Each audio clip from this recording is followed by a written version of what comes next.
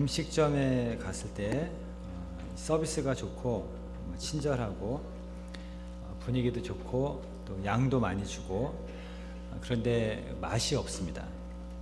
그러면 별로죠. 쓸데없는 거죠. 음식점의 최고의 서비스는 맛입니다. 맛. 그 다음에 친절하고 분위기가 좋고 양도 많이 주고 이런 것이 그 음식점을 더 돋보이게 하는 것이죠. 만약 맛이 빠지면 처음부터 오지도 않았겠죠. 병원도 친절하고 상냥하고 무료로 진료도 해주고 그런데 계속 오진이 나온다. 그러면 그건 최악의 서비스가 되는 것이죠. 정확한 진단과 치료, 이것이 최고의 서비스거든요. 왜냐하면 그게 본질이기 때문에. 음식점의 본질은 맛이고 병원의 본질은 진단과 치료죠.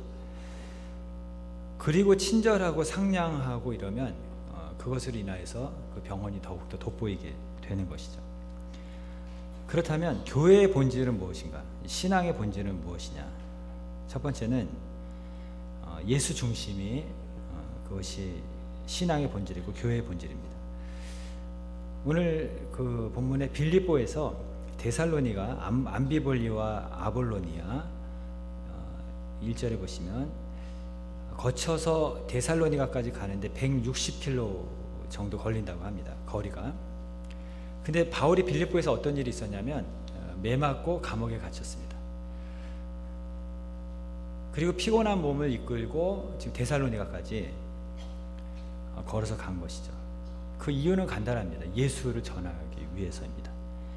3절에 보시면은 십자가에 달리시고 다시 살아나신 예수 그리스도, 그분을 전하기 위해서 그 먼 거리를 피곤한 몸을 이끌고 강행군을 한 것이죠. 왜냐하면 예수가 신앙의 본질인 것이죠.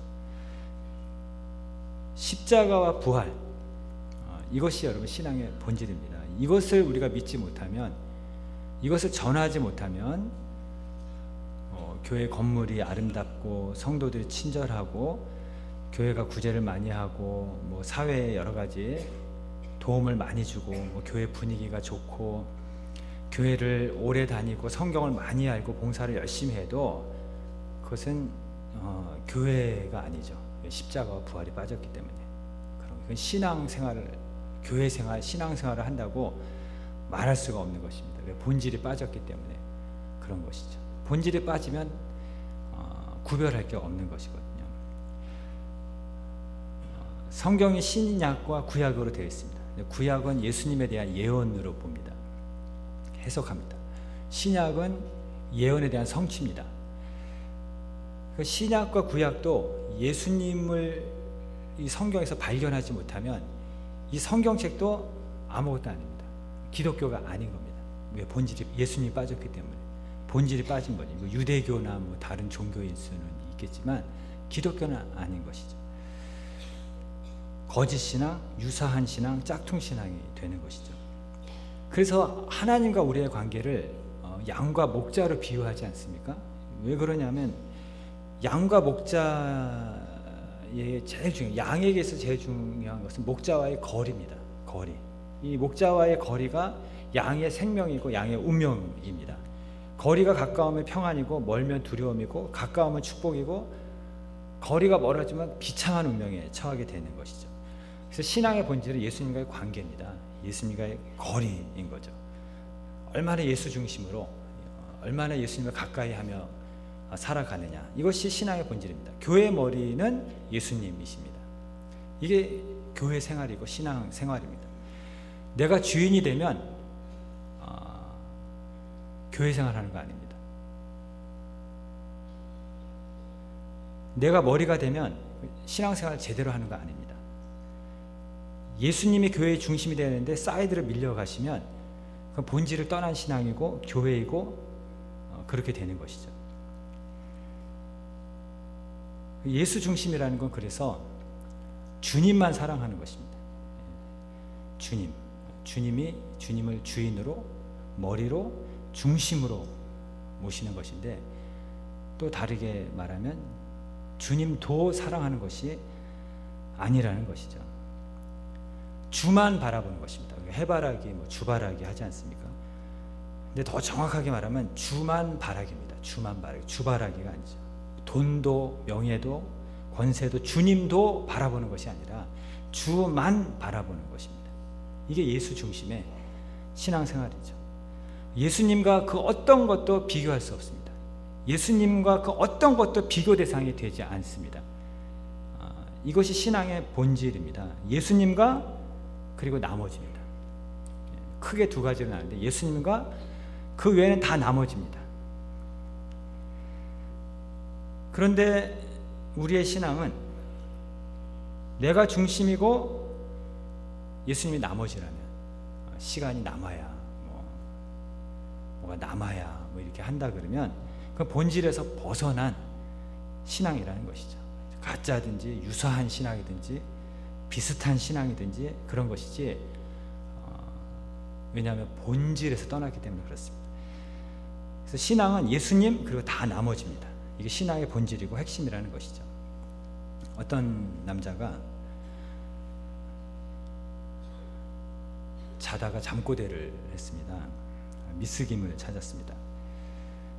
부인이 화가 났습니다. 왜 그랬을까요? 결혼할 때 당신만 사랑한다 그러고 결혼했거든요. 근데 세월이 흐르면서 당신만에서 당신도로 바뀝니다. 그러더니 이제는 미스 김을 먼저 찾고 자기를 나머지로 생각하니까 화가 나는 거죠. 이건 본질이 빠져버린 거예요. 관계에 본질이 빠져. 그 가정이 행복하겠습니까? 본질이 빠졌는데. 그 가정이 평안하겠습니까? 본질이 사라졌는데. 여러분, 프로포즈 할 때 TV나 이런 데서 보면 야구장에서 하기도 하고 콘서트장 이런 데서 사람 많은 장소에서 하기도 하지 않습니까? 왜 그렇습니까? 사랑하기 때문에 그렇습니다. 자랑하고 싶고 알리고 싶은 것이죠. 절대 부끄러워하지 않습니다. 사랑하면 망설이지도 않습니다. 그런데 사랑에 식든지 더 사랑하는 사람이 생기면 부끄러워할 수 있습니다.